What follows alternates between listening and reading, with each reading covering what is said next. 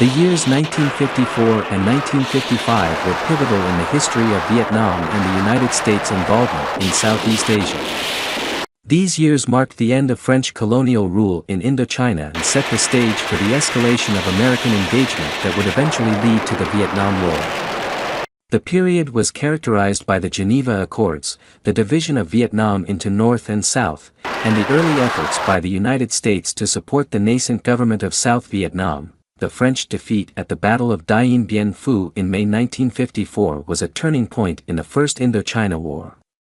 This decisive victory by the Viet Minh, led by General Vuong Nguyen Giap, not only ended French hopes of maintaining their colonial presence in Indochina but also brought the issue of Vietnam's future to the forefront of international diplomacy. In July 1954, the Geneva Conference was convened to address the situation in Indochina. The Geneva Accords, signed on July 21, 1954, aimed to establish peace and outline a roadmap for Vietnam's future. Key provisions of the accords included, division of Vietnam. Vietnam was temporarily divided at the 17th parallel into North Vietnam, governed by the Democratic Republic of Vietnam, DRV, under Ho Chi Minh, and South Vietnam, under the State of Vietnam, led by Emperor Bao Dai. This division was meant to be temporary, with national elections scheduled for 1956 to reunify the country. Demilitarized Zone, DMZ. A DMZ was established around the 17th parallel to act as a buffer between the North and South. Withdrawal of forces. French forces were to withdraw from the Northern Zone, while Viet Minh forces were to withdraw from the Southern Zone. Free elections. Nationwide elections were proposed for July 1956 to decide the future government of a unified Vietnam. While the Geneva Accords provided a framework for peace, they also sowed the seeds of future conflict. The temporary division at the 17th parallel became increasingly entrenched, and the envisioned national elections were never held. In South Vietnam, the period following the Geneva Accords was marked by significant political upheaval. The United States, wary of the spread of communism in Southeast Asia, saw the need to support a stable, anti-communist government in the South.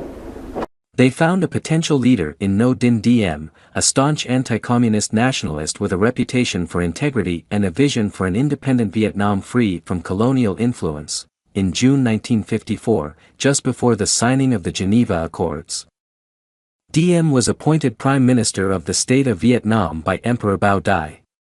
Diem faced a daunting task, consolidating power in a country fragmented by political factions, religious groups, and lingering French influence. Diem's initial period in office was turbulent.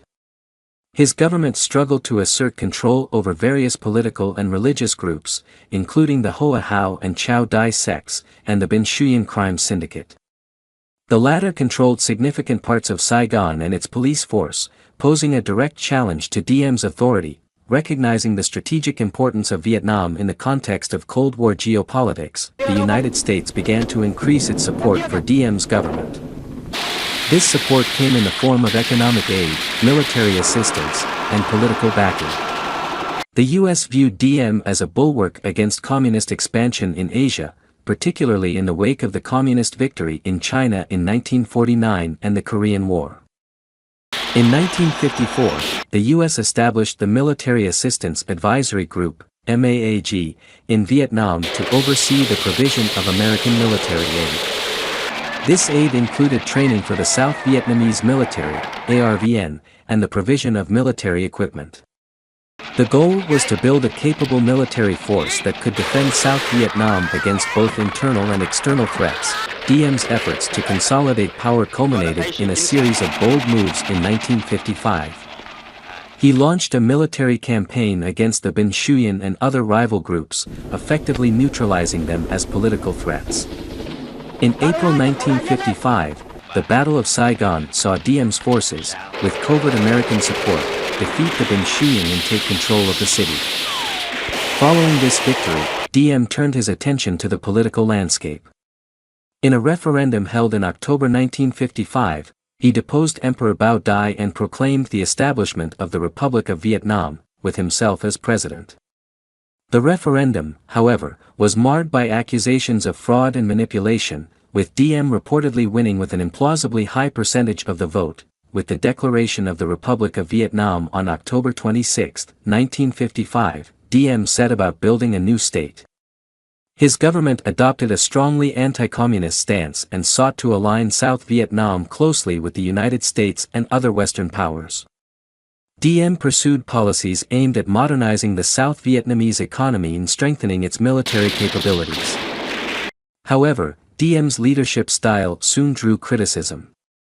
His government was increasingly characterized by authoritarianism, nepotism, and a lack of political inclusiveness. Diem relied heavily on his family members, particularly his brother Ngo Dinh Nhu, who wielded significant power as the head of the secret police and the political advisor to the president. This concentration of power within the Diem family alienated many South Vietnamese, including potential allies. In the north, Ho Chi Minh's government was also consolidating power and preparing for the next phase of the struggle. The Democratic Republic of Vietnam, DRV, implemented land reforms and other policies aimed at transforming the north into a socialist state. These reforms were often harsh and led to significant social upheaval, including violent reprisals against perceived enemies of the state. Despite the Geneva Accords' call for nationwide elections, the DRV increasingly viewed the reunification of Vietnam as achievable only through continued struggle. Ho Chi Minh and his colleagues anticipated that the Diem regime, with American backing, would resist the elections and that conflict would be inevitable. By the end of 1955, the stage was set for deeper American involvement in Vietnam. The Eisenhower administration's commitment to containing communism meant that the United States was prepared to provide substantial support to Diem's government. This support included economic aid, military training, and advisory assistance, all aimed at building a viable South Vietnamese state capable of resisting communist aggression.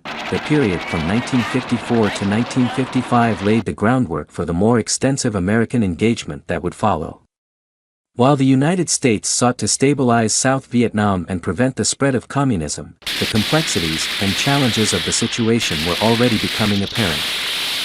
Diem's authoritarianism and the deep-seated political and social divisions within Vietnam would prove to be significant obstacles to American objectives in the years to come. The years 1954 and 1955 were crucial in shaping the future trajectory of Vietnam and American involvement in the region. The end of French colonial rule, the establishment of the Geneva Accords, and the rise of Ngo Dinh Diem set the stage for a deepening conflict. As the United States increased its support for South Vietnam, the seeds of a protracted and devastating war were being sown. The political, social, and military developments of this period were foundational to understanding the complex dynamics that would lead to the Vietnam War.